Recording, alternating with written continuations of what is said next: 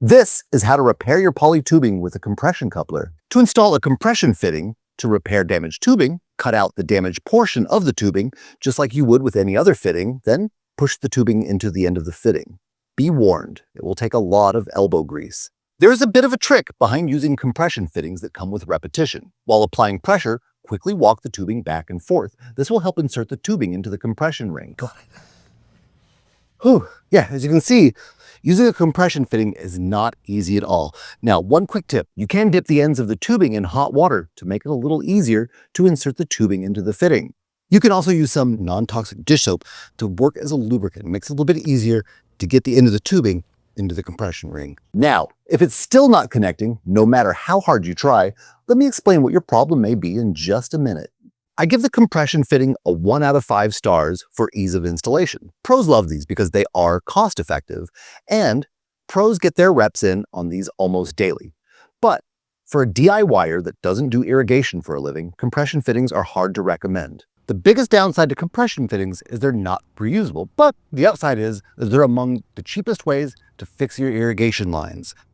Now, the reason they're not reusable is because there's a compression ring inside that grips onto the tubing, so it's very difficult to get it out. While technically, you could cut away the tubing, or maybe you're strong enough to pull it out, by that time, the compression ring inside will have its integrity compromised to some degree. And when it comes to things like irrigation, it's just not worth the risk. Another reason why I don't like to recommend compression fittings is that compression fittings will only work with specific tubing outside diameters. That means you could have gotten a 1/2 inch compression fitting from the store, and if it doesn't match your 1/2 inch tubing outside diameter, it won't work. For example, this compression fitting is compatible with 0.700 inch outside diameter tubing. This one is compatible with 0.710 outside diameter tubing. Only 1/100th of an inch is enough to make one not compatible with the other. Now, if you're not sure what the outside diameter of your pipe is, check out the video there in the top right, and we'll teach you how to get that. That's one of the reasons why I recommend twist and lock fittings. I recommend these over any others because not only are they incredibly durable and are the second most affordable repair fitting, but they are the easiest fitting to reuse. And you can use them on any common 1/2 inch tubing size. You may think when repairing that you don't care about reusing the fitting, but it may take you a couple of tries to get your repair just right. And years down the road, you may end up replacing this section of tubing, and you'll be able to take this fitting out and use it elsewhere.